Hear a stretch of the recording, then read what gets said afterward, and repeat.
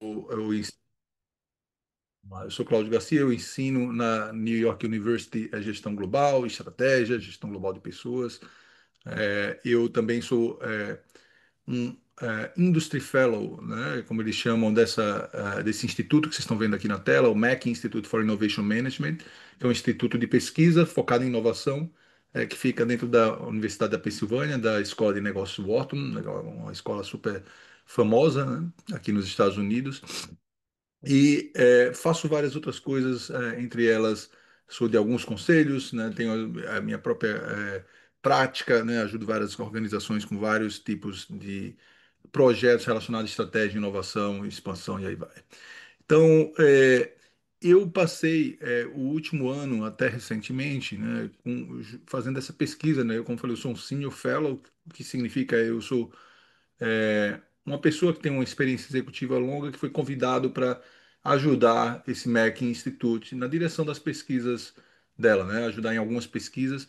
E eu passei, como eu tinha falado, esse último ano focando nessa pesquisa que eu vou mostrar para vocês aqui, que é uma pesquisa onde a gente foi investigar quais eram as práticas das 500 maiores corporações globais, né? As 500 maiores empresas globais pela lista da Forbes 500, né, essas 500 maiores empresas globais pela Forbes, para entender quais eram as práticas dessas empresas relacionadas a startups, como é que elas se relacionavam com startups, né? Então, vocês vão ver que a gente quebrou alguns mitos, né?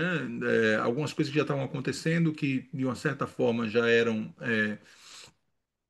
algo visível para muitos de que operam nessa área, tanto corporações quanto startups, e que está se tornando, talvez depois dessa pesquisa, mais visível ainda. Você vê que tem um título interessante, né? Quando Golias precisa de Davi, né? Eu vou estar traduzindo, obviamente, a apresentação está em inglês, mas eu vou traduzir toda para vocês. Golias, essa figura bíblica que todo mundo conhece, né? Muito forte, gigante, que foi selecionado para brigar com Davi, que representava os judeus, o Davi, que foi indicado por Deus, né? Franzino, pequeno, mas que não se deu, não foi inteligente de não se envolver numa luta corporal, né, de corpo a corpo com Golias, né, que era muito mais forte que ele, e usou um instrumento inovador e derrubou Golias, né? E por que a gente usou essa passagem bíblica? Porque existe esse conceito que o Davi foi inovador, o Davi é o pequeno brigando com o grande, que é um pouco da lógica das startups, pequenas empresas que vêm, são muito mais ágeis, rápidas, né, e conseguem trazer inovação para repensar negócios e derrubar grandes Golias, né? Esse, de uma certa forma, ainda é, dentro do mundo empresarial, o mito que se tem sobre essa relação entre corporações e startups, né? E o que a gente notou, né, primeiro assim, teve um dos autores, eu vou mostrar aqui para vocês, né? Eu falei um pouco sobre o Mac Institute, né, que é esse instituto que faz pesquisas na área de inovação, que eu sou um fellow. Ele está dentro da Universidade da Pensilvânia, dentro da Escola de Negócios, e ele tem um grupo de pesquisadores gigantes em tudo que é área. Obviamente, o foco é em inovação, mas você pode ver que tem gente da Escola de Medicina, da Escola de Engenharia, tem grandes empresas que são parceiras desse instituto, que joga pesquisa, roda pesquisas com a gente, e aí vai, né? Então a gente tá um hub, né? Um global hub um hub global de pessoas focando nesse tema, né? Então aqui são os autores, né? Como estava falando, tem um professor que é um fellow também, mas fellow acadêmico da Universidade da London Business School, né? Da Escola de Negócios de Londres. O Sergey e o Valery são os outros dois autores que são de Wharton, do Valery, diretor executivo do Mac Institute, aqui estou eu, né? E o Sergey, ele fez um projeto 10 anos atrás, aproximadamente, 2016, 9 anos atrás, muito semelhante a esse, para tentar entender essa lógica de como grandes corporações se relacionam com startups. E na época ele mudou uma relação, ele notou uma mudança na relação entre Davi e Golias, né? Eu vou falar rapidamente. O que eles notou foi o seguinte, por exemplo, não sei se vocês viram recentemente que o Mark Zuckerberg, né, ele estava se defendendo na justiça americana da compra do Instagram, né? A justiça americana estava dizendo que ele comprou o Instagram para eliminar a concorrência, para proteger o Facebook. E ele está argumentando que não, que ele precisava comprar porque o TikTok que estava crescendo e aí vai. E o que aconteceu é nessa investigação da justiça americana, eles encontraram cartas, né, do Zuckerberg, né? Onde ele diz que se ele não comprasse o Instagram, eles iam perder mercado, eles iam perder participação no mercado, né? Market share, né? O que prova um pouco dessa lógica. E isso foi um pouco do que o Sergey, né, que fez o relatório passado, que é esse relatório aqui, né? Como as grandes corporações estão lidando com a revolução das startups. É, o que ele notou aqui foi que as grandes corporações começaram a se proteger dessa revolução das startups, como está aí nesse relatório, né? Esse relatório foi feito quando ele estava no INSEAD, que é uma outra escola de negócios, baseada na França, né? E ele notou que, por exemplo, você vê a imagenzinha desse relatório, é o que é um dinossauro, né? Um tiranossauro com gravata representando as corporações, né? Mostrando que as corporações não eram tão bobas quando as startups estavam crescendo e ameaçavam, né, essas grandes corporações, assim como Mark Zuckerberg, que já estava numa grande empresa, o Facebook, ele foi lá e comprou a empresa, né? Tão simples quanto isso. Ele tinha muito mais dinheiro, muito mais caixa, ele foi lá e comprou a empresa. E ele começou a notar que não era só essa tática que as empresas usavam. Ele notou 10 outras práticas, né, ou 10 outras evidências, né, fatos, que mostravam que as grandes corporações não eram tão bobas, né, que o Golias, no caso aqui o dinossauro, né, estava reagindo e limitando o crescimento das startups usando o que eles têm de mais poderoso, relações, clientes, é, dinheiro, né, caixa para comprar essas empresas e aí vai. Só que o que aconteceu, né? As startups começaram, vocês conhecem muito bem a história, a receber muitos investimentos de investidores, né? As startups começaram a crescer muito. Vou já falar sobre esse slide. Muitas dessas empresas, dessas startups, quando estavam crescendo e recebendo muito dinheiro, o mercado financeiro, porque as taxas de juros globais estavam muito baixas, né? As startups começaram a receber muito aporte, porque as empresas, os investidores começaram a procurar ativos de mais risco, ativos que pudessem dar retornos maiores, porque os tradicionais investimentos em bolsa, né, títulos do tesouro, em poupança, não estavam gerando resultado. E o que aconteceu? As startups ficaram muito caras para as corporações. Não tinha justificativa financeira ou econômica a adquirir essas empresas, né? E aí o que é que aconteceu? As empresas começaram a parar de comprar essas startups, as startups começaram a crescer demais, né? E a gente teve o Covid, né? Que baixou ainda mais as taxas de juros, que aumentou ainda mais o preço das startups, como todo mundo conhece. O que aconteceu? O Covid foi embora, o mundo voltou ao normal, a gente teve uma necessidade, a inflação estourou no mundo todo, como todos vocês conhecem, e como consequência, o que aconteceu? Essa liquidez que tinha no mercado de startups sumiu, né? Não totalmente, mas sumiu consideravelmente.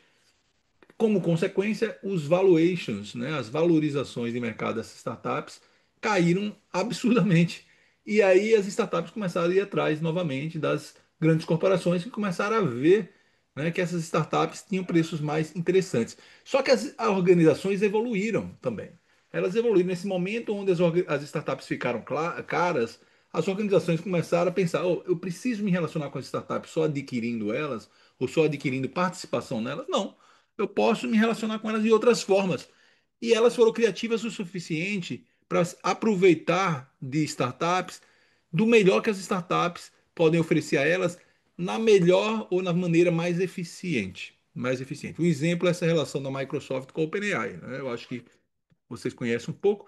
A OpenAI e a Microsoft começou uma relação como cliente-fornecedor, né? Sendo a Microsoft o fornecedor de toda a estrutura de cloud do OpenAI, né? A Microsoft tinha um interesse no OpenAI, porque o OpenAI representava uma tecnologia ou algumas tecnologias que tinham o poder de revolucionar a indústria que a Microsoft está, né, como vocês conhecem, né, a história. E o que é que aconteceu foi ela se aproximou, deu descontos, criou condições exclusivas, né, para que a OpenAI pudesse operar de uma forma eficiente. E aí, com o tempo, obviamente, a Microsoft começou a perceber que a OpenAI tinha muito do que ela precisava e ela virou um investidor, como você vê aqui do outro lado, né? De repente, a OpenAI, que antes era só um cliente da Microsoft estratégico, virou um investimento da Microsoft, né? Com o tempo, eles mesmos começaram a incorporar. A Microsoft virou um cliente da OpenAI, tendo licenças, né, exclusivas para operar o OpenAI dentro do Copilot. Todo mundo conhece essa história. Hoje, quando você usa o Copilot, né, você está usando, na verdade, tecnologias da OpenAI, o ChatGPT, e aí vai, né? Depois ele anunciou outro milhões de bilhões de dólares de investimento, acho que 9 bilhões de dólares no OpenAI para poder ajudar a OpenAI a acelerar. Criou-se uma dependência, né? A Microsoft para se tornar competitiva, ela precisava do OpenAI e a OpenAI precisava do Microsoft para crescer. Uma boa parte da receita do OpenAI vem para cá, né? E aí hoje, quando você olha o que é, como é a relação deles, né? É uma relação de cliente, é uma relação de fornecedor, uma relação de investidor, é tudo, tudo ao mesmo tempo. Então você vê hoje que essa relação entre startups e corporações, eu estou usando o exemplo da OpenAI e Microsoft, mas você vê isso em vários campos, é muito mais do que uma relação simples, previsível, é uma relação complexa, né? Diferente, de simbiose e não do Davi destruindo Golias ou do Golias agora comendo o Davi, né? Ou detonando o Davi através de aquisições, através do poder delas.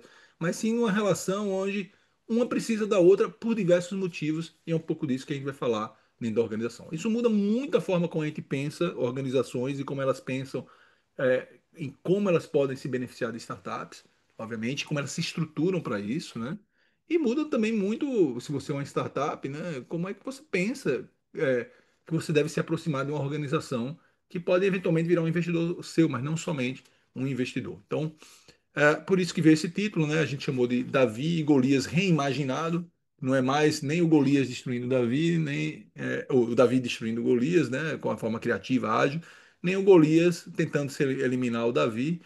Eles se veem muito mais como aliados indispensáveis. Um precisa do outro, por vários motivos.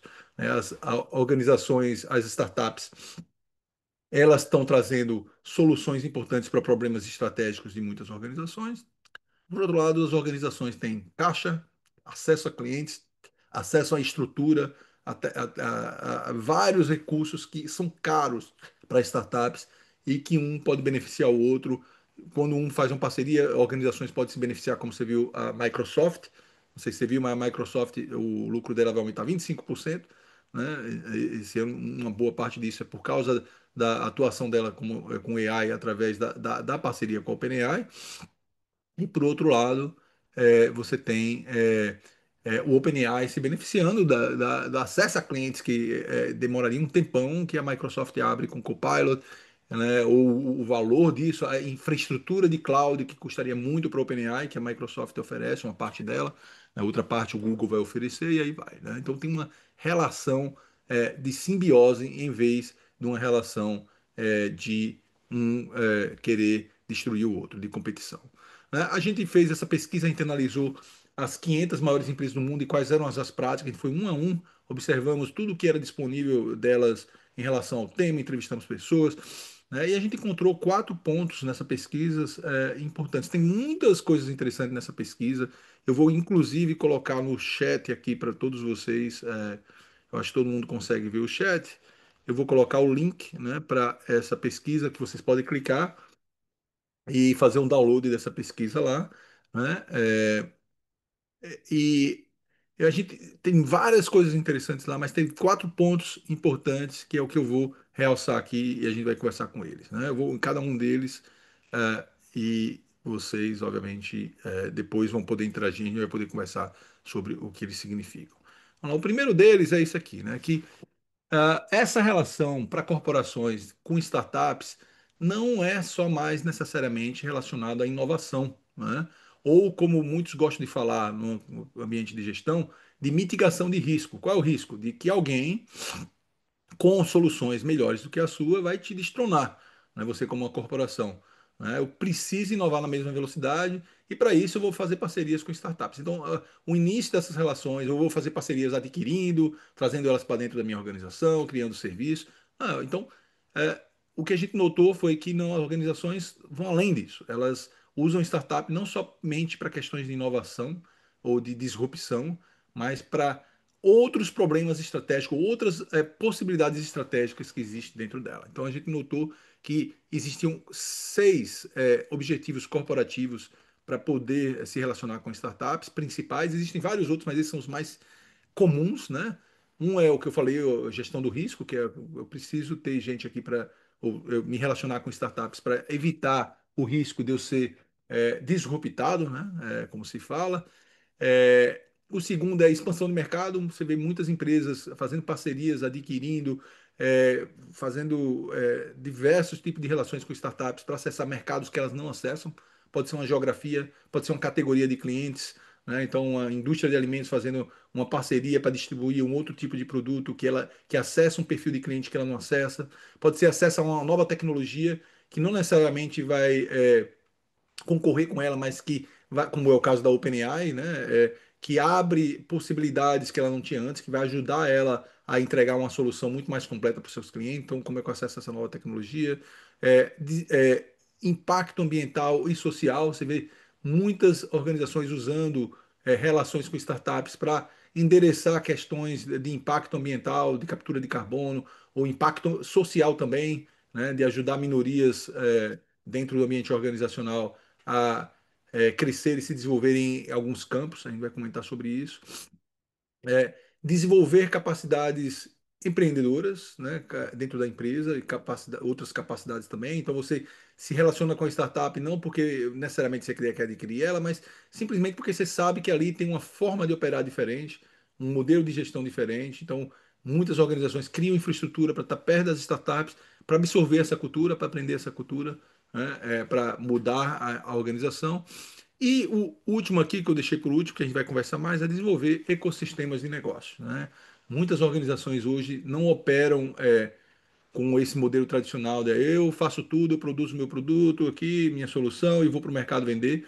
Elas sabem que elas não conseguem ter ofertas atrativas para os seus clientes se elas não têm codependência com outras empresas. A gente chama isso de ecossistemas de negócio. Eu vou explicar um pouco mais. Então, primeiro ponto importante que a gente encontrou na pesquisa existem necessidades distintas pelas quais as empresas podem se beneficiar de startups. Esse é um primeiro ponto. O segundo ponto é que não existe uma fórmula mágica, né? Assim, eu quero criar uma forma de eu me relacionar com startups para tirar o máximo dessa relação e beneficiar minha relação estratégica. E o que a gente notou é que, bem, você tem várias formas de se relacionar com startups, né? Muita gente acredita que a única forma que tem é o que eles chamam de Corporate Venture Capital, que é você criar um fundo, você fazer a procura de startups que você quer investir, você colocar dinheiro lá. Isso não é verdade, né? Existem várias estruturas, tem várias atividades, a gente chamou ou várias práticas, né, de como se relaciona com startups. Algumas a gente chama de programas, que são as que vocês estão olhando para a esquerda. Uma delas é o Corporate Venture Capital, né, que é esse que eu falei, que é você cria um fundo dentro da sua empresa para investir em startups, né, e acompanhar elas e ser beneficiado do retorno financeiro que eventualmente ela possa trazer, né? Do outro lado, você tem outras, né, aceleradoras e incubadoras. Eu acho que vocês conhecem bem o conceito de aceleradoras e incubadoras. Aceleradoras e incubadoras têm funções distintas, mas elas geralmente estão próximas uma das outras. Uma incuba negócios que têm um potencial de ser lucrativo. Uma hora que você encontra é, é, o poder dessa empresa, tanto o comercial, o Market Fit que a gente chama, ou o poder dela impactar uma determinada indústria, você acelera isso, você dá recursos para que essa empresa escale muito mais rápido, né? Então, muitas empresas criam estruturas de aceleração e incubação para estar próximas de startups, se relacionar com startups e fazer parcerias com elas. O que a gente chama de venture building, que é criar a sua própria startup, né? Organizações que, em vez de fazer parceria com startups externas, elas criam suas startups. E essa era uma prática que sempre existiu, mas era muito pequeno dentro das organizações, porque o índice de falha é muito grande, mas porque o campo se desenvolveu muito, o campo de gerar negócios do zero se desenvolveu muito, novas metodologias de gestão, né? A gente pode conversar sobre elas. As empresas estão muito mais eficientes hoje, né? E a gente vai falar um pouco do Venture Building já. E o Venture Clienting, que é um outro programa que o que significa? Não, em vez de eu investir numa startup, porque eu não sou o cliente dela. Mas não é simplesmente ser um cliente tradicional que você põe sua área de compras para comprar em uma startup ou seu time para. Não, você tem gente da estratégia da empresa, o CEO, o grupo que está olhando para a empresa, o futuro da empresa, escolhendo estrategicamente startups que possam impactar a estratégia dessa empresa e virando clientes dela para acessar um daqueles benefícios estratégicos. Né? Seja para acessar uma nova tecnologia, seja para acessar um novo mercado, mas não necessariamente colocando dinheiro na startup em forma de investimento, mas sim colocando dinheiro para adquirir um determinado produto, solução, dentro de um contexto ou de uma estrutura, né, que permite que as duas se beneficiem, tanto a startup quanto a organização. Né? Então a gente vai falar mais do Venture Client porque é a atividade que mais cresce hoje. Né? As empresas, como eu falei, notaram que Corporate Venture Capital ficou muito mais caro, né? E eles disseram, olha, Venture Client é muito interessante porque não tem o risco de eu querer colocar um investimento e perder esse investimento, né? Eu posso tirar o plug a hora que eu quiser. E para startup ainda é muito interessante, porque o dinheiro mais limpo que tem para uma startup, que a única troca ao serviço dela, é o dinheiro dos clientes, né? Então, eu posso ser um cliente, botar um dinheiro interessante para a startup. É uma marca, uma empresa que está comprando uma startup pode ajudar ela a crescer, né? Ela usar essa marca como referência, né? Eu posso ajudar ela a acelerar o produto dela. Startups veem isso, né? Às vezes ter clientes grandes é importante, porque é uma forma dela acelerar a solução dela, acelerar. Um cliente sempre ajuda pelas críticas, pelas relações, a, poder, a amadurecer, né, os produtos dessa startup, ou como ela opera no mercado. E do outro lado, você tem atividades que são muito simples, né? Atividades são não tão complexas como os programas, não precisam do mesmo nível de investimento dos programas. Os programas geralmente requerem times específicos, uma estrutura específica dentro da empresa, custa muito dinheiro. Aqui não, eles são muito mais fáceis, então você pode criar um programa de mentoria para ajudar startups, né? E não se engane, tem muitas áreas que grandes corporações podem ajudar startups. Por exemplo, você está numa indústria ultra regulada, muitas vezes grandes corporações têm acesso a advogados, a experts em regulação, que é muito caro para uma startup. Então, às vezes, uma mentoria de alguém que é uma empresa que pode te ajudar com regulação, né? Você se beneficia por estar recebendo um serviço que custaria muito caro para você, de advogados ou de outros experts, como eu falei. E para a empresa estar próximo da startup, ela consegue ver o que está acontecendo, consegue aprender com a startup um novo modelo de cultura mais empreendedor, absorver isso dentro da empresa. Né? Ou business services. O que são business services? Você cria produtos específicos para startups. Né? Então você vê bancos que criam contas, serviços bem moldados para poder atender startups, né? E como consequência, as startups ficam próximas delas, né? Se beneficiam dela e um aprende com o outro, né? Um se beneficia por causa dos serviços próximos, as grandes organizações, apesar de às vezes não ter um lucro muito grande com as startups, estão criando os clientes do futuro e aí vai. Você vê isso com todas as três grandes tecnologias, a Microsoft, a Google, a Amazon, que tem os serviços de cloud, né, os serviços de nuvem, que eles dão descontos para startups, ou tem programas para startups, com descontos, com estrutura específica para ajudar startups. Por quê? Porque eles sabem que se essas startups crescerem, podem ter muitas tecnologias interessantes para eles ali, e além do mais, eles podem crescer muito, como foi o caso da OpenAI, e virar os clientes do futuro. Né? Você tem que pensar que o OpenAI hoje é disputadíssimo, né? O Google, por exemplo, vai também ajudar a OpenAI com serviço de cloud, porque eles consomem muito, né, muitos serviços de computação e tem um potencial enorme de aumentar a receita do Google, por exemplo. O Shared Workspace, que eu acho que vocês conhecem, é uma empresa que cria um espaço, né, onde as startups podem vir, se situar, ter suas equipes lá, acesso à impressora, que muitas vezes custa caro para uma startup, acesso a um network ali, né, de acesso a outros empreendedores ou outros experts que estão passando pelos mesmos serviços. Então, Shared Workspace não é um programa, é um custo razoável, tem um custo, mas é muito mais baixo do que outros, e ajuda você também, como organização, estar próximo. E eventos, o evento é o último, pitch competitions, hackathons, né? Existem demo days, né? Tem várias formas de empresas patrocinarem ou criarem eventos com startups para estar próxima delas. É até uma forma barata. Por exemplo, se uma empresa nunca inovou e você quer aprender o que está acontecendo no seu setor, quais são as inovações que estão acontecendo, participa de um evento desses, né, manda todos os seus executivos para poder entender o que está acontecendo lá, entender essa energia que tem dentro desse ambiente de startups, aprender com eles, patrocina, cria os seus próprios eventos para poder trazer tecnologia da sua indústria. Tem uma forma barata, rápida, que você aprende muito rápido e aí vai. Então, o que acontece, muitas dessas atividades, elas estão dentro dos programas, né? E esses programas muitas vezes não são sozinhos. Eles são algo, os programas de atividades são algo dessa forma aqui, ó.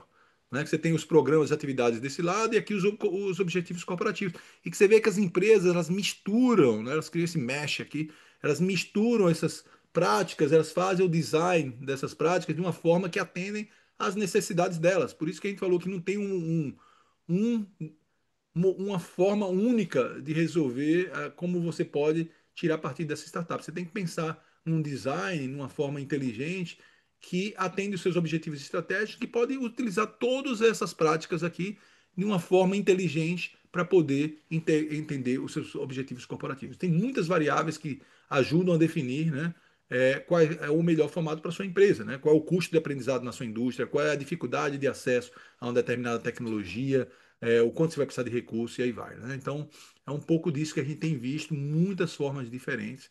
Tem outro artigo que a gente está escrevendo agora que tenta endereçar isso aí, tenta endereçar. Mas quais são as melhores formas, né? E a gente encontrou quais são essas variáveis que são as mais importantes na hora de pensar qual é o design para a sua organização. Aqui tem um pouco da utilização, você pode, aqui é o quanto das grandes maiores empresas se utilizam dessas diferentes práticas. Você pode ver que o CVC, né, o Corporate Venture Capital, você tem mais de 50% das empresas se utilizando dela, assim como os aceleradores e incubadoras. Você vê Venture Building, parece pequeno, é 20 e pouco por cento das empresas, mas crescendo muito rápido. Isso aqui era menos de 10% há 10 anos atrás, crescendo muito rápido. Você vê muitas empresas, e eu vou falar um pouco mais, crescendo em Venture Building, e o Venture Client, que era quase inexistente há 15 anos atrás, hoje é estrela, crescendo absurdamente, porque traz benefícios muito grandes para as empresas, né? E as outras práticas aqui, a que mais decresce é a workspace, né? Muitas empresas estão parando de ter aqueles espaços que elas oferecem para as startups, que eu acho que é uma bobeira, eu acho que tem espaço para isso também dentro das organizações, né? Aqui em diferentes setores, você vê que tecnologia, o financeiro e farma são os maiores, mas você vê em todos, né? Manufatura, inclusive em setores que são muito tradicionais, como construção e transporte, né? Você vê que tem várias empresas que se utilizam de programas e atividades dentro das indústrias que eles participam. Você vê que é, mais de 40% das transportadoras investem em programas e mais de 40%, mais de 50%, 60% na verdade, das construtoras entre as listas das maiores empresas também investem em programas para poder interagir com startups. Bem, o próximo ponto aqui que é interessante é o que a gente chama o crescimento do clienting, né? O venture clienting, que é um pouco daquilo que eu falei, que é você cria áreas estratégicas para poder selecionar e comprar, né? Ou ter relações de cliente com startups que têm algo interessante para você, né? Por exemplo, a Walmart criou a Number 8. A Number 8 era uma incubadorazinha pequena, mas usando o conceito de venture client dentro de startup. Como vocês sabem, esse setor de varejo está passando por muitas modificações. Você tem IoT, né, que são aquele internet das coisas, que você cria sensores na loja toda, ou câmeras que podem mensurar o movimento das pessoas dentro da loja, saber onde é que é as áreas de mais valor, né? Como é que você monetiza isso, entender como é que o cliente toma decisão. Você tem produtos novos que você não sabe se os clientes vão comprar ou não. O que é que a Walmart fez? Criou esse lugar para poder encontrar startups que resolviam esses problemas estratégicos do futuro do varejo, né? E começou a utilizar essas empresas, criando parcerias com elas como cliente, pagando a elas para isso, testando. Como o Walmart, vocês sabem, tem milhares de lojas nos Estados Unidos, para eles era muito fácil pilotar, né? Escolher algumas lojas, selecionar as tecnologias, ir lá pilotar. Então, eles utilizaram essa ideia de venture client. Eu não preciso investir nessas startups. Eu posso trazer elas, elas vão fazer dinheiro, vão testar os produtos delas na maior rede de varejo do mundo, né? Ou nas maiores redes de atacado do mundo também, que o Sam's Club é muito grande também. E vai aprender junto com a gente. E se algumas delas derem certo, a gente escala para todas as lojas. Então, eles viram um fornecedor. E para o Walmart é muito interessante, porque quer dizer, eu não preciso ser o dono dessas tecnologias. Minha área não é desenvolver tecnologia. Para isso, essas empresas têm que ser muito boas no que elas fazem, vender para outros, mas eu posso ser um bom cliente. Posso ser um bom cliente, inclusive, para ajudar elas a desenvolver, mas como cliente, né? Então, reduz todos aqueles riscos do cliente que a gente falou, que é eu não preciso ser um investidor, que aí eu tenho que justificar para o mercado acionário, né? Eu não preciso estar colocando em risco esse dinheiro, colocando em valuations, né? Valorizações muito altas. É uma relação de cliente-fornecedor que me ajuda a alavancar os meus interesses estratégicos e é muito bom para a startup também, que vai ter um dinheiro, vai ter uma marca grande para mostrar para os outros clientes que ela está trabalhando com a gente, né? Ela vai acelerar o seu produto porque ela vai estar operando no que há de mais sofisticado já no varejo, né? Que o Walmart investe muito e aí vai. E outro exemplo aqui é o da Bosch, né? A Bosch é uma empresa manufatureira, industrial, com muitas tecnologias que disse, eu não preciso resolver tudo, é impossível na velocidade que as coisas estão acontecendo na tecnologia, eu querer que tudo aconteça aqui dentro. E fica muito caro para mim se eu sair comprando todas essas empresas, né? E você sabe, a Bosch tem muitas patentes, muitas tecnologias, ela depende dessas patentes, dessas tecnologias. Então, como vocês podem ver, eles criaram aqui, ó, se vocês lerem aqui embaixo, o Venture Client Unit, não é o Corporate Venture Unit, eles criaram o Venture Client, que é exatamente isso, né? Qual é a minha estratégia? Quais são as tecnologias que eu preciso? Quais são as tecnologias estratégicas que vão moldar o futuro da Bosch? Quem é que já está trabalhando nisso? Vamos trazer eles para dentro. É uma cultura de Open Innovation, mas muito focada em startups, né? Onde eu trago essas empresas, eu viro cliente dessas empresas, dentro de com estruturas muito claras de quais são os objetivos que a gente quer alcançar, e a gente trabalha junto para poder atender esses objetivos, eu como cliente dessas empresas, para oferecer isso para os meus clientes. Né, o exemplo mais claro de venture, mais bem sucedido de venture client foi o da BMW. A BMW criou a BMW Garage e não sei se vocês sabem, mas por exemplo a Tesla o pioneiro, a pioneira, né, na questão de carros elétricos aqui nos Estados Unidos, na Europa. Mas o carro que mais concorre, até porque os carros chineses não são permitidos em muitos desses dois lugares, por questões econômicas, e aí vai. Mas quem mais concorre com a Tesla, que está crescendo muito mais rápido que a Tesla na área de carros elétricos, é a BMW. E diferente da Tesla, que verticalizou toda a sua produção, a BMW não. Ela criou um venture clienting para poder encontrar parceiros, para poder montar um carro elétrico super competitivo, com tecnologias modernas, algumas mais modernas do que, desculpa, algumas, desculpa, algumas mais modernas do que Init hoje, algumas mais modernas do que da Tesla, para poder competir no mercado e é um carro fantástico. Um carro fantástico, se vocês tiverem a oportunidade de dirigir um dia, vocês vão ver como o BMW elétrico está ocupando espaço e como eles são carros diferenciados. Mas desenvolveu tudo através de parcerias como cliente de empresas com tecnologias importantes para montar o carro elétrico, para montar o BMW i4, o i5, tem uma que é o SUV e aí vai, né? Então, e o último ponto, que foi talvez o ponto mais interessante de tudo isso que a gente viu aqui, é que empresas começaram a olhar para startups, não para o benefício direto delas próprias, mas para poder preencher pontos do ecossistema que elas operam que estavam vazios, ou desenvolver clientes para o seu futuro, para o seu ecossistema. Então, se vocês não sabem o que é ecossistema, por exemplo, você pensa na Apple, né? No iOS, né? O iOS, o sistema operacional da Apple é um ecossistema, né? Que onde uma parte dele são os próprios devices, né? Os equipamentos da Apple, os computadores, o iPhone, né? Mas assim, o iPhone por si só ele não vale nada. Por exemplo, se a Meta, que é dona do WhatsApp, chegar hoje e falar, é o seguinte, eu vou acabar minha parceria com a Apple, ninguém pode mais usar o WhatsApp no iPhone. O que vai acontecer? Você vai ter um monte de empresas que os seus funcionários dependem do WhatsApp pedindo para eles trocarem ou trocando o celular dessas pessoas, né? Entendeu? Do mesmo lado, a WhatsApp não tem interesse de fazer isso, ou a Meta não tem, porque ela sabe que pelo iPhone ela acessa 30% de todos os usuários de celular dos principais países do mundo. Então, assim, existe uma codependência onde um precisa do outro, né? Então você pega o celular, o iPhone, ou seja o Android, por exemplo, no iPhone, a Apple precisa ter parceria com o Google para colocar os aplicativos do Google, com a Microsoft, com a Amazon, né? Porque senão, que são competidores, inclusive, da Apple, porque senão ela não consegue oferecer para o cliente dela uma experiência completa de todas as necessidades do seu cliente.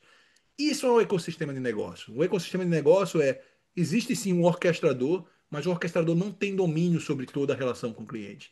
Você tem muitas outras empresas que são parte do seu ecossistema, que fazem dinheiro através do seu ecossistema, são empresas grandes, pequenas e tudo que é tamanho, e existe uma relação de codependência onde um depende do outro, onde estratégia aqui você não define através do que você acha que é a estratégia para sua empresa. A estratégia depende dos movimentos dos que os seus parceiros nesse ecossistema estão fazendo. É muito mais sutil administrar uma empresa aqui, é muito diferente do que o modelo tradicional, que a gente tem esses planos estratégicos, essas coisas. Então aqui você vê todo o ecossistema da Apple, que vai desde música, vai desde hardware, dos chips, até jogos, parcerias com empresas de entretenimento, e aí vai, né? Então, assim, não, você gasta mais tempo relacionando com seus parceiros do que tentando resolver os seus problemas internos. O que é que acontece? Você, quando está no ecossistema, você compete com outros ecossistemas. Você não compete sozinho, né? Você tem que ir junto com outros parceiros para competir. No caso da Apple, o iOS compete com o Android, né? E aí vai. E o que é que acontece? Você, às vezes, tem áreas que são fragilizadas do seu ecossistema. Por exemplo, um dos desesperos da Apple agora é trazer parceiros de inteligência artificial para completar as fragilidades desse ecossistema. O Google tem tecnologias próprias de inteligência artificial que a Apple não tem, né? Então, o Google consegue alimentar o Android muito melhor do que o da Apple. Então, o ecossistema se tornou mais competitivo, não a Google, né? O ecossistema, e o Google se beneficia disso, mas todos os parceiros se beneficiam daquilo também. Então, o que, que as empresas fazem? Elas investem ou elas criam estruturas para se relacionar com startups, para desenvolver o ecossistema e se beneficiar dele, não para desenvolver eles diretamente. Isso significa, inclusive, desenvolver clientes dentro desse ecossistema. Então, por exemplo, a Visa opera dessa forma de ecossistema. A Visa ela não é uma empresa verticalizada como a Amex, né? Ela é um ecossistema de negócios onde ela faz parcerias com bancos, parcerias com emissoras de cartão, e aí vai. E o que acontece? Ela depende de novas tecnologias para se manter competitiva. Em vez de ela desenvolver suas próprias tecnologias, ela cria um espaço onde empresas, fintechs, né, se relacionam com a Visa, se acoplam na plataforma dela e se beneficiam por estar se acoplando, porque isso dá acesso a ela a clientes, a estrutura, a tecnologia, né? E essas empresas, ao se desenvolverem, automaticamente elas fazem a Visa crescer também. Né? Então a Visa criou um modelo onde elas trazem, né, parceiros para poder acelerar eles e se tornar mais competitivos do que outros ecossistemas. E aqui o ASML é um dos grandes fabricadores de máquinas que fabricam chips de computador, né? Que hoje é algo que vale mais do que ouro. Então, quando você vai fazer o seu chip de computador, você precisa comprar máquinas caríssimas, são impressoras que fazem esses pequenos chips pequeniníssimos, né? Que vão em computadores, em carros, em geladeiras, em tudo. E a ASML é uma das que faz essas máquinas. Elas não fazem o chip, elas fazem uma máquina para uma empresa como a Intel, como a Nvidia, fabricar os chips dela. O que é que acontece? A SML sabe que esse setor é muito dinâmico, está evoluindo muito rápido. Então, o que é que ela faz? Ela investe em pequenas startups que têm tecnologias promissoras de chips, né? Por quê? Porque ela sabe que se essas empresas crescem, vão virar os clientes dela no futuro, né? Então, quanto mais bem-sucedidas elas forem, mais elas vão ser junto no futuro. Então, você vê empresas se preocupando com o ecossistema, criando seus próprios alimentos no futuro, ou criando suas próprias fontes de relação para poder sobreviver no futuro. E não somente se preocupando em desenvolver negócios que vão beneficiar o seu resultado direto. Tá? Então, esses são os quatro principais encontros. Né? Eu vou parar por aqui e abrir para perguntas. Né? Foram 45 minutos de apresentação, um pouco menos disso, 40 minutos. Eu queria agradecer muito por a oportunidade, o Luciano, o pessoal da Imbix, por me ter aqui. Aqui estão os meus contatos, fiquem à vontade, vocês podem me procurar no LinkedIn também, a hora que vocês quiserem. E adoraria ouvir o que vocês têm para perguntar. Tem um chat aí, Laura, Luciano, como vocês acharem melhor que isso deva funcionar. Legal, Cláudio. Poxa, Cassiano acabou de escrever para mim aqui, puta palestra absurda do Cláudio, né? Porque o sentimento que a gente tem aqui, claro, já conhecemos você, mas estamos bebendo da fonte, né? Você está trazendo na vanguarda esse conteúdo e é bastante pertinente, né? Eu estava também em paralelo aqui falando com o Felipe, que é o head de inovação das lojas MM, né? Que a gente tem discutido muito esse desafio das corporações que querem se aproximar de startups e não, às vezes tem desafios assim de escolher os caminhos, né, Cláudio? Eu não sei se eu cheguei a comentar contigo, mas a minha tese de doutorado foi sobre CVC, sobre um modelo de maturidade, né, para corporações que querem investir em startups. Por que eu escolhi, né? Porque foi uma das motivações para escolher, foi exatamente o fato de perceber que muitas corporações começavam esse movimento e paravam, né? Dentro de 4, 5 anos encerravam os fundos, né? E tinha um problemão ali, ficava um problemão um abacaxi na mão. E essa tua visão do client de ecossistemas é muito interessante, né? Porque ela traz uma maneira, como você bem colocou, de menos risco, né? E ao mesmo tempo mais contemporânea, assim, no sentido da visão de ecossistemas, né? Como é que você tem visto? Você trouxe ali cases ali de grandes corporações, né? Como é que as empresas, porque a questão de contratar uma startup como fornecedora esbarra muito na questão jurídica, na questão né, compliance, trazer uma empresa assim para dentro, né? Como é que você tem visto empresas de middle market, né? Não tão grandes, não Sim. tão poderosas, né? Tratarem esse assunto e facilitarem, né? Flexibilizarem a contratação de startups. Claro. É interessante, porque é, teoricamente, empresas médias ou pequenas, né? A gente pensa em empresa pequena, aqui nos Estados Unidos, empresas pequenas faturam até 500 milhões de dólares, né? São gigantes. As empresas médias faturam até 4, 5 bilhões de dólares, né? Então, é, e nos Brasil é bem diferente isso, mas teoricamente empresas médias ou pequenas deviam ser mais ágeis do que grandes corporações, concorda, né? E o que a gente vê é que não, elas são muito mais conservadoras. Tem um motivo por isso, às vezes ela não tem o caixa ou não tem o poder de uma grande corporação, né? Mas pelo menos em gestão ela deveria ser muito mais ágil, é muito menos pessoas para gerir, né? Mas elas se baseiam em modelos às vezes antiquados de gestão, se prendem a paradigmas, não correm muito risco.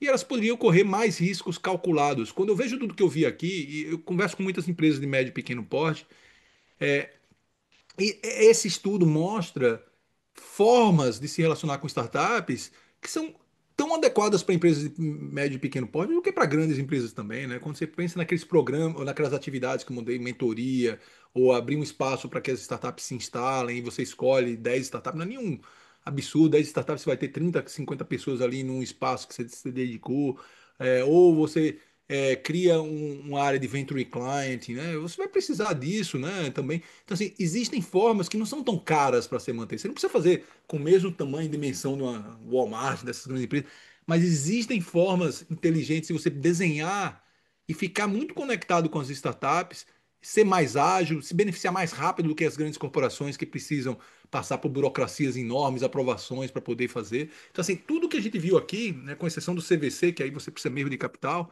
mas tudo que a gente viu aqui é muito possível para pequenas e médias empresas, né?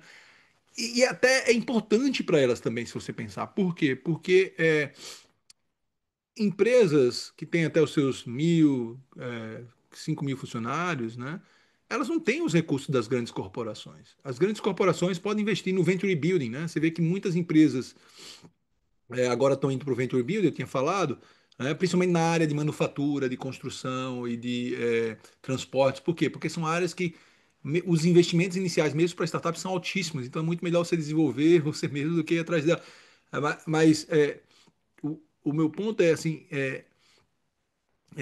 essas empresas de médio porte, elas têm muito menos recursos para inovar e para investir em research and development, né, pesquisa e desenvolvimento, ou para investir em venture building, do que as grandes corporações. Então, qual é a forma delas saírem disso aí? Se relacionar com startups.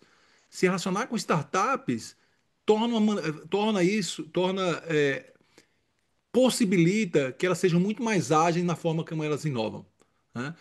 Tem que quebrar muitos paradigmas, tem que quebrar o paradigma de controle, né? Tem que começar a aceitar que você pode se desenvolver muito mais rápido com parceiros do que sozinho, né? Tem que mudar a forma como atua, você falando essa questão jurídica, precisa ter um contrato, né? Eu me lembro que no passado, há 15 anos atrás, eu era executivo para fazer uma parceria com a outra empresa, nossa, o contrato limitava essa parceria, não acontecia nada.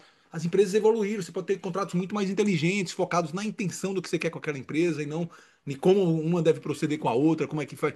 Então, você pode criar designs inteligentes para poder se beneficiar dessa realidade, né? Parcerias de é, é, compartilhamento de receitas, por exemplo, às vezes você traz uma startup como cliente, desenvolve um novo produto para os seus clientes, em vez de investir um absurdo na startup, você diz, ó, toda a receita que eu vou te gerar aqui vai ser compartilhada. A Microsoft fez isso com a OpenAI. Tem alguns produtos que estão no mercado que 49% vai para a OpenAI e 51% vai para a Microsoft. Então, assim, tem formas inteligentes de você fazer isso.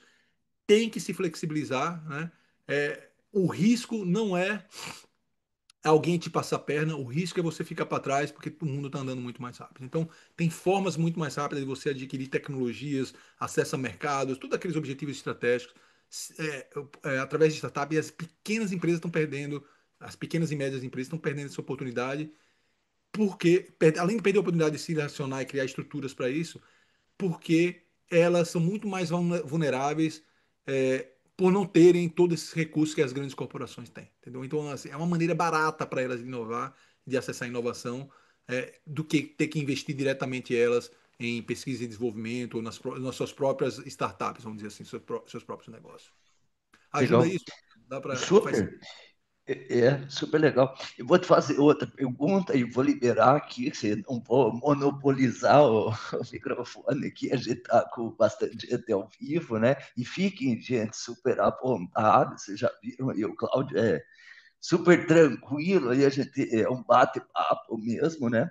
Mas a segunda e última pergunta minha é a seguinte: eu lembro de um artigo que eu vi uma vez dizendo assim, o CVC é o novo Venture Capital, né? Assim, tendo a fazer a gente acreditar, né, que o venture capital tradicional dos VCs perderia força, porque os CVCs estavam aumentando, tinham dinheiro, tinham é, drivers tanto financeiros quanto principalmente estratégicos, e isso criava um ambiente favorável para o crescimento, né, dos CVCs. O que você fala hoje, ele traz uma dúvida assim, será que o CPC está esfriando, né? E a gente tem outras maneiras, está diluindo isso, né? Como é que se enxerga assim, o momento Claro, presente e futuro dos CPCs? claro. Não, ontem mesmo eu estava lendo, tem um professor daqui de Stanford que é um expert em startups, né? Em venture capital. E ele, assim, não é novidade nenhuma isso. Tem o Alex Ostenwalder também, que é um professor lá da ETH, né? Da Suíça, O que também Alex fala é o criador do Canvas, não é? do Canvas, né? Do Innovation Canvas, tudo aquele. Então, o Oswalder falou, ó, são 200, os cálculos dele mostram, são 250, uma venture capital, em média, né? A maioria, ele investe em 256 negócios, né? Essa é a média, para gerar um negócio que vira um unicórnio, né? Ele não investe sozinho, investe em vários outros também. 256 para ter um unicórnio e das 256 que ele investe, só quatro ou cinco são rentáveis. Uma vira um unicórnio, as outras quatro são rentáveis, rentabilidades normais, né? Nada assim absurdo. Quer dizer, o risco é muito grande. É 256 investimentos para acertar em 5, sendo que dos 5 é só um, é um grande. E aí eu vi essa nota do Ilia, que é um professor de Stanford, né, que é talvez um dos maiores experts em Venture Capital, que fala, não, olha, metade das Venture Capitals do mundo nunca deram um negócio, fizeram um negócio bem sucedido. Agora imagine o Corporate Venture Capital, uma empresa que precisa dar resultado, que precisa se sustentar, que não pode correr esse risco todo. No Corporate Venture Capital, ou no Venture Capital, não no Corporate, no Venture Capital você tem investidores, né? Investidores profissionais que sabem que estão entrando numa categoria de risco, né? Uma categoria onde você tem um risco muito maior, mas pode ter uma possibilidade de retornos muito maiores também, né? Risco-retorno, aquela curva tradicional. E empresas não necessariamente podem correr isso daí, né? Então, por que a empresa abre o CVC, né? Se for esperar o resultado financeiro, desculpa, é um risco muito grande. Será que vale a pena? Né? Aí a segunda pergunta que vem é o seguinte: por que eu entro no Corporate Venture Capital? Porque eu quero aprender, quero estar próximo de tecnologias ou de tendências que são importantes para a minha indústria. Aí a questão não é um- o custo de aprendizado não é muito caro. utilizando o CVC, ele é muito caro, né? Ele é muito caro porque você perde a maioria do dinheiro. E acontece, por exemplo, eu conversei recentemente numa dessas empresas que entrevistou, uma grande seguradora, uma seguradora global, né, seguro de vidas, gigante, empresa de bilhões de dólares, que tem o CVC dela, investiu numa empresa que é o futuro do seguro. O que aconteceu é, na hora a empresa estava querendo ser vendida para um parceiro estratégico, eles eram acionistas, né? Mas eles não, quando vai para o mercado, tem que ser o que paga mais. O que aconteceu? Eles não compraram a empresa. E quem pagou um absurdo por essa empresa. Quer dizer, tudo aquilo que ele investiu saiu. Ele não consegue, até porque tem patentes que ele não pode utilizar. Você entende? Então, assim, o CVC, ele tem a sua função, mas ela se mostra. Ele não é a CVC não é a solução para tudo. O CVC não é a solução para tudo. A grande pergunta por trás disso é uma variável importante: é qual é o custo do aprendizado? Existem algumas situações que o CVC faz sentido. Por exemplo, quando você tem limitações de se aproximar de algumas tecnologias que precisam de alto investimento, que não todo mundo, por exemplo, a questão do AI generativo, a gente sabe que não tem muita empresa fazendo AI generativo, porque a necessidade de investimento é absurda, né, para data centro de dados, né? Então, toda a história do OpenAI, que era uma empresa sem fins lucrativos e teve que criar uma estrutura com fins lucrativos para poder é raise money, né? Para levantar dinheiro para poder, porque se sem fins lucrativos ninguém ia investir lá, ninguém ia ter retorno. Então eles precisaram criar uma outra estrutura, né? Para poder levantar dinheiro. Então eles já levantaram mais de 100 bilhões de dólares para poder a gente fazer o textinho bonitinho lá e gerar o resultado, né? O resultado que a gente espera. Então é muito caro investir nisso. Então, assim, para a Microsoft investir faz sentido, porque é uma forma dele acessar o aprendizado da OpenAI estando muito próximo dela como investidor. Entendeu? Então, não tem outra forma, né? Tem outras formas, mas essa é muito importante e estratégica. Então, como é que você usa o CVC? Então, você tem que alinhar um deles, uma das variáveis é o custo do aprendizado. Quando o custo do aprendizado se torna viável, é a melhor oportunidade de você aprender sobre uma tecnologia que vai impactar o seu negócio, né? Outras situações não. Ou, por exemplo, às vezes você investe em empresas porque você está numa indústria muito dinâmica, que está toda hora se transformando, e você tem que estar perto de diversas tecnologias que vão impactar, e às vezes o CVC cria relações que podem ser úteis em algum momento. Então, assim, qual é a finalidade estratégica da sua empresa? Onde o CVC faz sentido?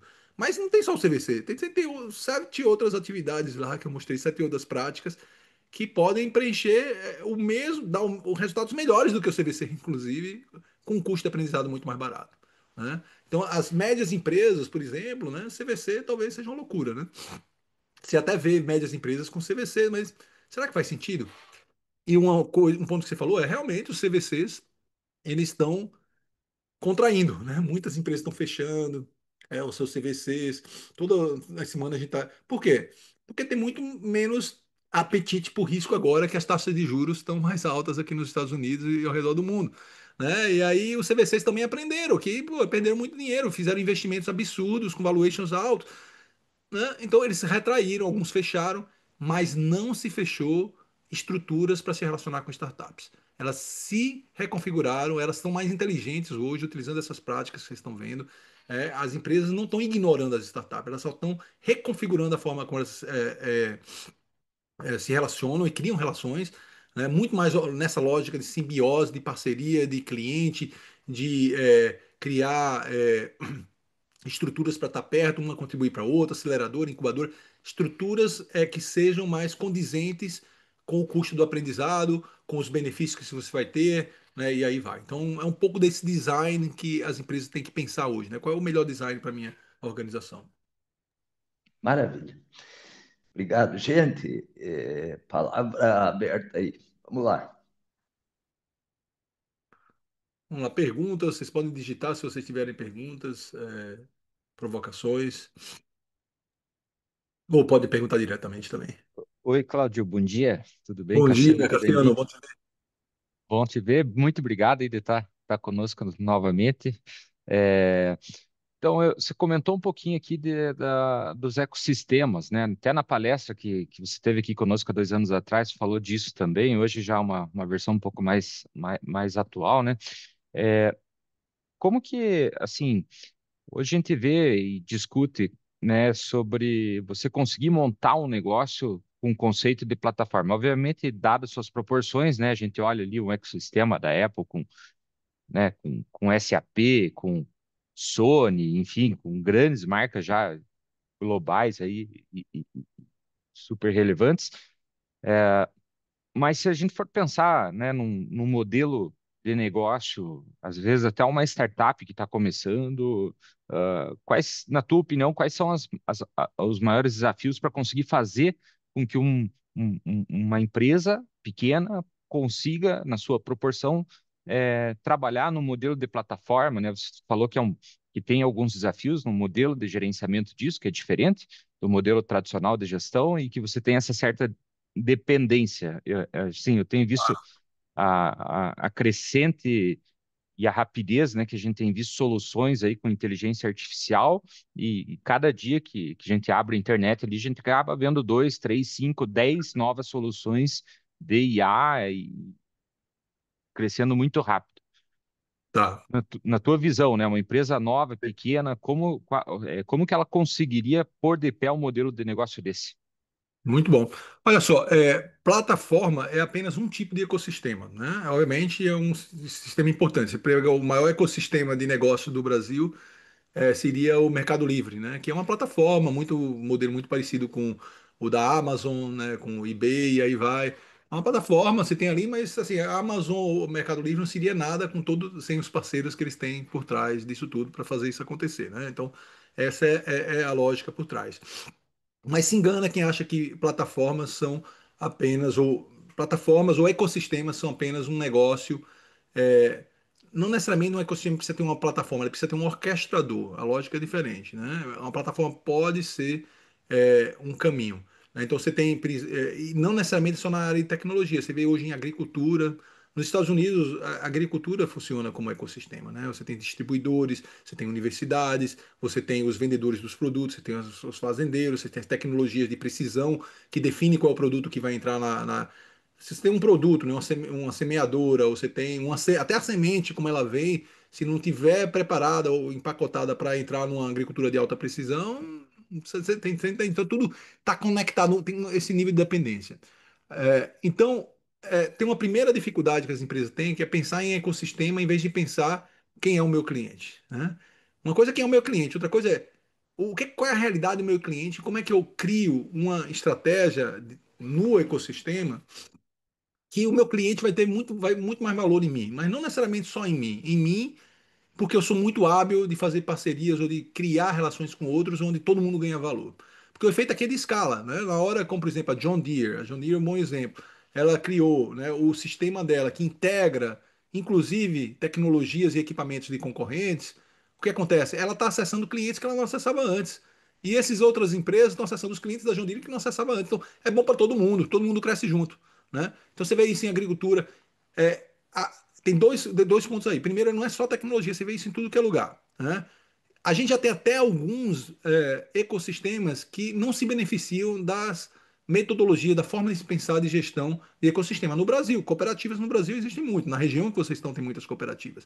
Mas eles operam como uma cooperativa tradicional. Eles poderiam estar operando como ecossistema e se beneficiar muito mais das relações que eles têm, né? Esse é um exemplo, né? Distribuidores, né? Distribuidores são plataformas de acesso a cliente, mas o que acontece? Se você tem uma relação com o distribuidor, você como fornecedor, pensando que é um distribuidor que vai acessar o seu cliente, você tem uma relação aí de cliente-fornecedor, basicamente. Você vê que as empresas, quando olham o distribuidor como uma parte do ecossistema, eles têm estratégias que fazem com que os distribuidores criem uma dependência das soluções dele, né, que é boa para o distribuidor e é boa para eles, é boa para todo mundo. Não a dependência dessas negativas que o cara está querendo se livrar de você, né, e não consegue porque o cliente só quer comprar o seu. Então, esse é um primeiro ponto. Então, assim, a gente tem que mudar a forma como a gente vê os negócios para entender como ecossistema e não como eu estou agindo sozinho e eu preciso fazer isso, baixar preço, né?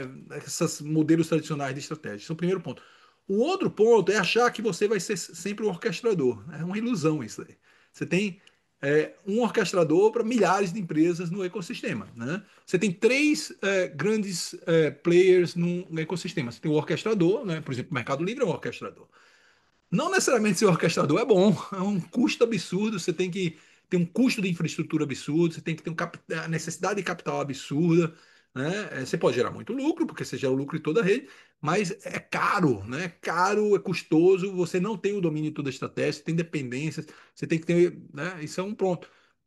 Você tem fornecedores, que são pessoas simplesmente que estão fornecendo alguma coisa para o ecossistema. Então, por exemplo, você pega no ecossistema da Apple, os computadores. Os computadores são simples fornecedores. A Dell está fornecendo o computador que eu acesso o sistema, ou sei lá, ou o chip, ou a placa a placa-mãe. Os fornecedores são os que mais sofrem no ecossistema. Por quê? Porque eles têm as menores margens. Custo é importante quando você é um fornecedor. É o quanto você vende o seu produto, né? Tem que investir em diferenciação. As margens são muito baixas. E vocês têm os complementadores. Os complementadores é o mais interessante de se observar. Existe uma estratégia específica no complementador. O que é o complementador? O complementador, no caso do iOS, são o WhatsApp, a plataforma do Google, os aplicativos que você usa, o Waze, tudo isso aí são complementadores que complementam a experiência e tornam a experiência de quem está consumindo uma determinada solução inesquecível. As empresas têm essa oportunidade de olhar para esses ambientes de negócio que elas atuam e tentar entender, pô, eu sou o que aqui? Eu quero ser um fornecedor? Porque se eu quero ser um fornecedor, minha ótica é inovar na qualidade do produto, inovar na aplicação do produto e custo muito baixo, eficiência operacional para manter o custo baixo, né? E ser competitivo. Se você é um orquestrador, é outra lógica, é de coordenação, é de botar as coisas juntas, de o cliente ter. Se você é um complementador, é como você cria valor para o sistema. É diferente a lógica. É como é que eu vou criar um valor para esse distribuidor que ele nunca vai querer se abandonar, mas não só ele, o cliente também, todo mundo vai se beneficiar com isso. Então, a lógica do complementador é diferente. Então, para a maioria das empresas, quando eu falo isso, se olha primeiro como um complementador, porque será que vocês, principalmente médias empresas, né, médias e pequenas empresas, vocês dificilmente vão ter capacidade de ser um orquestrador, né? Então, como é que você entra no complementador e cria algo que ninguém vai querer te abandonar para o resto da vida? E você vira algo importante na experiência do cliente que dificilmente alguém vai conseguir te acompanhar, eles vão precisar de você, né? Não vai ter um distribuidor, não vai ter uma cooperativa, não vai ter outra parte que vai dizer assim, não, agora eu vou criar o meu próprio, né? Quantas vezes a gente já viu empresas tentar criar o próprio delas e se dá mal, né? Inclusive empresas grandes. Concorda? O Google, quantas coisas ele tentou criar o deles e não deu certo. A Apple, quantas coisas. Né? Por exemplo, o Google tem o Pixel, que é o celular dela, né? A gente tá vendo quando ele vai descontinuar, uma área que não dá lucro. Não é o que as pessoas compram. As pessoas vão para Samsung, vão para LG, vão para outros devices para usar o Android em vez de usar o Pixel, por exemplo, né? Então, assim, não dá para querer fazer tudo. Então, pensando nisso, você como complementador, como é que você se posiciona para poder gerar vantagem competitiva para o ecossistema que você é parte? Ajuda, Cassiano. Muito bom, bem bacana. Ajudou sim. Ah, hoje, assim, quando a gente fala de orquestrador, né, e você trouxe o exemplo aqui, Mercado Livre, quais outros grandes exemplos, assim, de orquestradores que a gente tem? é, Não, que a existem gente- várias, assim, todas essas plataformas de mercado, a gente está vendo. Quando você olha as plataformas de cloud em tecnologia, elas são orquestradores, né?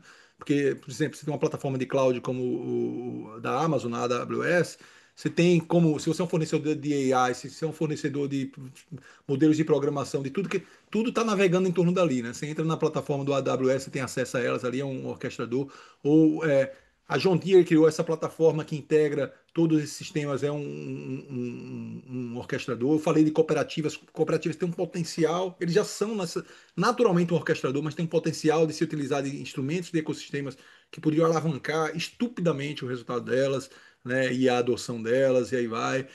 Existem vários, né? Se você pensar o que é um supermercado, né, um Pão de Açúcar, um Carrefour. Hoje, toda loja desses supermercados é de cliente fornecedor, né? Mas eles são uma plataforma, se você pensar. Por que eles são uma plataforma? Né? Portanto, um ecossistema. Porque é uma plataforma onde vários fornecedores chegam aos seus clientes finais, concorda? Então, essa lógica não é totalmente explorada, né, de supermercado. Você vê algumas empresas, o Target está se beneficiando disso. A Best Buy, talvez o melhor exemplo, a Best Buy você conhece aqui nos Estados Unidos, é uma loja de eletrônicos. O que é a Best Buy entendeu? Eu sou uma plataforma. Então você vai dentro de uma Best Buy, o que é que você tem? Você tem lojas da Apple, da Samsung, da Dell, dentro da própria Best Buy, né? com gente dessas empresas que sabem falar das tecnologias, se aproveita da plataforma para poder acessar os seus clientes de uma forma diferente. Então, você cria uma codependência, né, de uma forma que é interessante para você, é importante, te diferencia e aí vai. Não sei se você sabe a história, tem toda essa história, Best Buy quase foi para falência, tem um livro que fala disso, né? E eles precisaram repensar o negócio deles e hoje a Best Buy vai muito bem, obrigado, né? Apesar de ser uma loja física, que as pessoas vão lá, andam, conversam com as pessoas, né? Porque ela teve que repensar e utilizou um modelo desse ecossistema. Então, existem vários ao nosso redor que são olhados e operados como negócios tradicionais e que poderiam estar se renovando e pensando diferente. É um pouco dessa lógica. A gente tem a Flávia que levantou a mão ali. Flávia, por favor. Obrigado. Vou passar para a Flávia aqui. Oi, Cláudio, bom dia, tudo bem? Bom dia a todos. A tua palestra, quando você veio aqui no IMB Experience, foi a minha preferida, e a gente fez um Que bom. e-book do evento, e eu deixei isso muito claro, que achei a visão que você trouxe, falando sobre generosidade nos negócios, onde geralmente se olha, né, do totalmente oposto, onde todo mundo quer se matar, muito legal. E aí eu tive em uma outra palestra depois disso, onde tinham 3 concorrentes, né, da área de artigos esportivos. Então, uma era da Patagônia, outra de uma marca que tem um nome francês que não me lembro, e mais uma terceira. E elas estavam falando sobre as estratégias que eles têm de se unir como concorrentes para pensar em sustentabilidade. E aí eu gostaria de saber a tua opinião em relação a esses ecossistemas, se como você enxerga pensando em sustentabilidade, se você enxerga uma maneira de potencializar os resultados de uma categoria inteira, né? Como você vê isso? 100%, não, excelente exemplo. E a gente vê muitas empresas fazendo isso. Não sei se você viu um dos objetivos corporativos que as empresas se beneficiam de startups, são objetivos relacionados a impacto ambiental e social, né? Então, por exemplo, a Amazon, ela precisava reduzir o custo, é, desculpa, reduzir as emissões de carbono dos seus centros de dados, né? Que são Uhum. cada vez mais consumindo mais energia, custo de emissão de carbono aumentando, né, a emissão de carbono. Ela não vai criar a tecnologia dela. Já tem muita gente criando isso daí. O que ela faz? Ela faz parcerias, ela vai lá. E aí você vê muitas empresas que têm o mesmo problema se juntando para resolver esse problema. Porque, por exemplo, se você é um fabricante de sapatos ou de roupa, né? Por exemplo, eu não sei se você sabe, mas o maior, eu acho que, se não é o segundo, é o primeiro. Fabricantes de roupas são o segundo ou maior poluidor, é a segunda ou, maior, ou a primeira indústria que mais polui no mundo, né? Para um jeans você precisa de, sei lá, eu não sei exato, é 400 litros de água. É assim, é um absurdo, né? O impacto ambiental da indústria, principalmente o fast fashion, né, é um absurdo. Agora, você como empresa precisa desenvolver sozinha a tecnologia para reduzir o consumo de água? Não. Todo mundo se beneficiaria disso daí. Então você vê empresas se juntando e fazendo parcerias com startups para resolver problemas comuns, né? Por exemplo, essa questão de ética com AI é um problema que vai atingir muitas empresas ao longo do tempo. Você tem regiões ao redor do planeta que são muito mais agressivas em relação a isso, como por exemplo a Europa, que tem uma regulação muito mais restrita em relação a a dados, né, a tudo isso do que outras empresas, né? Então, o AI, a gente está sabendo qual tem um impacto gigante, questões éticas grandes que podem ser impactadas com AI. Por exemplo, um grupo de empresas se juntou, né, aqui nos Estados Unidos e criou o Data Trust Alliance. O que é Data Trust Alliance? É um grupo de empresas como o Amex, a Visa, concorrentes, inclusive, a Nike, tem várias, né? Você pode entrar no site dele, Data Trust Alliance, né? Eu conheço inclusive a CEO deles, a Saira, né? Se juntaram para dizer assim, como é que a gente cria um padrão que seria um padrão único que seria demandado para todas as empresas de AI que vão vender AI para que a gente evite problemas éticos para nossas empresas.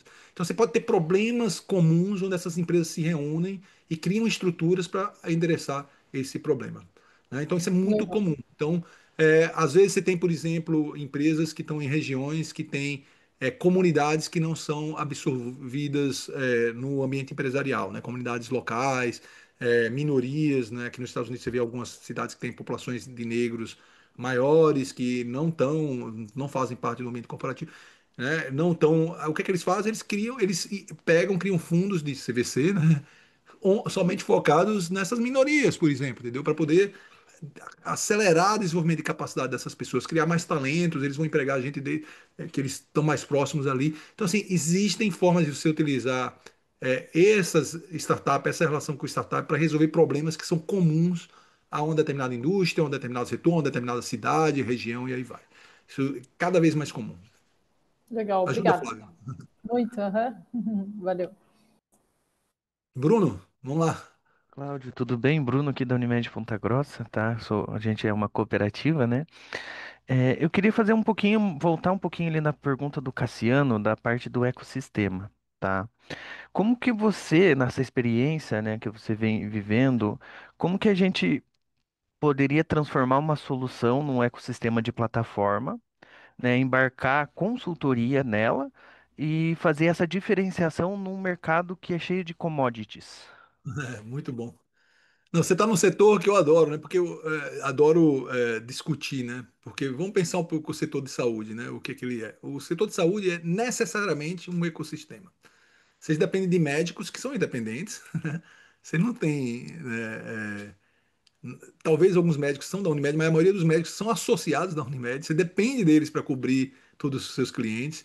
Você depende dos laboratórios, né? Você depende dos seguros de saúde, hospitais. Assim, você tem uma rede, né, que você precisa coordenar como um seguro de saúde. Você tem um grande potencial, na maioria das vezes, as operadoras de saúde, a Unimed, a cooperativa que seja seguro ou seja operador, elas são orquestradores, mas elas não atuam como orquestradores, elas atuam como é, clientes fornecedores, né? Esse modelo tradicional, né? Que eu quero comprar mais barato de você e uma pressão enorme para reduzir os custos na área de saúde, né? E os outros do outro lado tentando aumentar o preço, né? Para vender mais caro para você.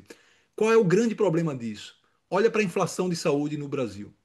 A inflação de saúde bate a inflação tradicional, não é pouco não, é assim, por ano é 5 a 10% mais do que a inflação normal há anos, há mais de 20 anos, porque a gente opera um ecossistema que é um ecossistema por natureza como cliente fornecedor. A gente está se matando. Né? E cada vez mais o custo da saúde está ficando mais caro e as margens dessas empresas muitas vezes caindo também. Quantas Unimedes no Brasil já quebraram? Eu conheço várias, né? Algumas são bem sucedidas, mas várias quebraram. Porque esse é um modelo horrível. Quantas empresas brasileiras de saúde quebram e nascem no tipo da outra? Tem poucos beneficiados, tem grupos beneficiados e um monte de gente que sai perdendo. Alguns poucos médicos, enquanto muitos médicos estão perdendo. Então, assim, não é que a gente precisa revisitar o modelo de saúde do Brasil, a gente precisa, essas empresas que têm esse poder, repensar como é que eles operam e operar como ecossistema. Isso não é uma coisa simples, não tem uma mudança de mindset muito grande, uma mudança de como se relaciona com os fornecedores, e tentar entender quem é que tem que deixar de ser fornecedor, quem tem que entrar junto com o risco de ser um complementador, entendeu? Como é que. É uma lógica diferente, é uma lógica de se mapear diferente, se estabelecer incentivos diferentes, né? Criar um ecossistema do zero, como a Amazon faz, é simples. E a gente tem que pensar que a Amazon é muito mais um intermediário, um ecossistema intermediário. Vocês não, vocês são um ecossistema onde a experiência passa por vocês. Não, então, como é que transforma isso tudo? Esse, para mim, é um dos maiores desafios para o sistema de saúde ou para qualquer empresa que opera, no caso das Unimedes, não é diferente, ou não só da Unimed, o Bradesco Saúde, todas essas grandes empresas da Porto Seguro, da Sul América, que são esses grandes, teoricamente, orquestradores que estão no meio disso tudo. O grande segredo para eles é mudar essa forma de pensar o negócio. Né? Isso não é fácil, isso não é fácil, tanto que ninguém conseguiu fazer até agora. Mas a oportunidade é enorme. A oportunidade é enorme. Eu vejo a mesma coisa para as cooperativas agrícolas. Né? As cooperativas agrícolas, elas captam dos seus cooperados um dinheiro e distribuem eles baratos para os próprios cooperados. Assim, quando ela vai pode perceber que esses cooperados, na verdade, são parte da experiência para quem está consumindo? Como é que você muda essa relação e tenta entender que não, eu tenho uma experiência aqui, como é que eu trago essas pessoas de uma forma diferente para tudo que está acontecendo? Então, a oportunidade é muito grande. É um processo que você tem que repensar tudo, repensar o modelo de negócio, como é que você se organiza, como é que você, por exemplo, em ecossistemas, né? A Flávia até falou desse artigo meu sobre generosidade. Você vê que você pega uma Microsoft que opera como ecossistema. A Microsoft tem mais gente se preocupando com o sucesso dos seus complementadores do que com o sucesso dela mesmo. Porque se os complementadores vão bem, elas vão bem também. Pensa que 80% da receita da Microsoft não vem dela, vem da rede dela.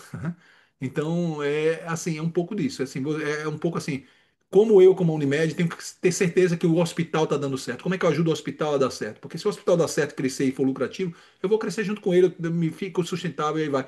A mesma coisa com os médicos ou com os. Como é que eu mudo essa lógica, né? Como é que eu mudo essa lógica? E, naturalmente, a experiência para o cliente vai mudar, né? Porque a gente sabe que tem muitos problemas, os clientes reclamam muito, né, dos serviços de saúde, da experiência, mas precisa mudar a forma como opera. Não é algo simples, né? Se fosse uma palestra aqui de ecossistema de negócio, a gente podia entrar em vários desses detalhes, né? Como é um ecossistema, como é que ele funciona, qual é a lógica que se opera, né? O que é cultura organizacional num ecossistema, é muito diferente de uma cultura organizacional numa empresa normal, o que é liderança no ecossistema, o que é modelo de gestão, o que é estratégia, essas coisas têm que ser repensadas dentro da organização. Espero que tenha ajudado, Bruno. Eu deixei mais É, perguntas, talvez, né? ajudou sim, né? E até pensando um pouquinho em motor um, motor 2, tem algumas dores da própria cooperativa que podem, a gente pode talvez gerar uma incubação de uma startup para resolver essa dor, né? E acabar virando um modelo de negócio para o sistema todo, né? 100%. Você pode, esse é um excelente ponto. Você pode começar devagar, entender quais são essas dores, quais são os pontos, e em vez de implementar tudo em larga escala, que geralmente eu não recomendo, onde é que a gente pode testar isso aqui? Onde é que a gente pode fazer isso aqui? E à medida que vai dar certo, você vai escalando para o resto, né? E beneficiando todo mundo. Perfeito. Muito obrigado. Mais alguma Pessoal, pergunta? mais alguma pergunta, mais alguma dúvida? A gente está se encaminhando para o final, então caso alguém tenha mais alguma questão.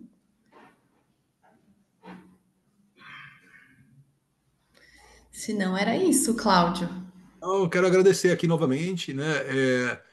Deixei os meus contatos, por favor, fiquem à vontade para se conectar, LinkedIn ou mandar e-mail, que seja, estou à disposição. Eu coloquei aí no chat o link para a pesquisa. Por favor, entrem lá, chequem o resultado. Tem muitos mais outros insights interessantes lá que vocês podem ler e ver o que, é que as empresas estão fazendo. Vários exemplos, né, de grandes corporações, mas como o Luciano provocou muito bem aqui, tem muito valor para pequenas e médias empresas, né? Que podem se beneficiar é muito mais barato para elas criar afinidade, né, com gente que está fazendo a diferença em algumas áreas que podem beneficiar elas do que tentar desenvolver por si só, que custa muito caro. Né? Obviamente, precisa ter um pouco mais aberto. Você não pode controlar tudo, você não vai controlar essas startups. Tem que criar um pouco esse paradigma do controle, quebrar um pouco esse paradigma do controle e abrir mais esse paradigma que não, eu tenho que criar relações, saber que tem outras pessoas que vão fazer melhor do que eu alguma coisa e evoluir. Né? Então, obrigado pela oportunidade, Luciano. A minha intenção aqui era divulgar isso aqui para vocês, né? Estou fazendo várias apresentações como essa, e espero no futuro poder interagir novamente com vocês. Obrigado novamente e até outra vez. Legal, Cláudio. Muito obrigado, muito obrigado. Eu quero dizer para você assim que a tua palestra foi sobre generosidade, né? E você praticou a generosidade hoje aqui conosco, compartilhando um conteúdo riquíssimo, riquíssimo. Eu gostei demais. E todos que estiveram conosco aqui, gente, na nossa comunidade aqui na Embix, fique super à vontade, claro, de entrar em contato direto com o Cláudio, ou eventualmente por intermédio nosso, né, Cláudio, para a gente fazer a ponte aí contigo em qualquer situação que vocês entendam que haja sinergia, né, com todo esse trabalho de vanguarda, né, que o Cláudio atua nos Estados Unidos.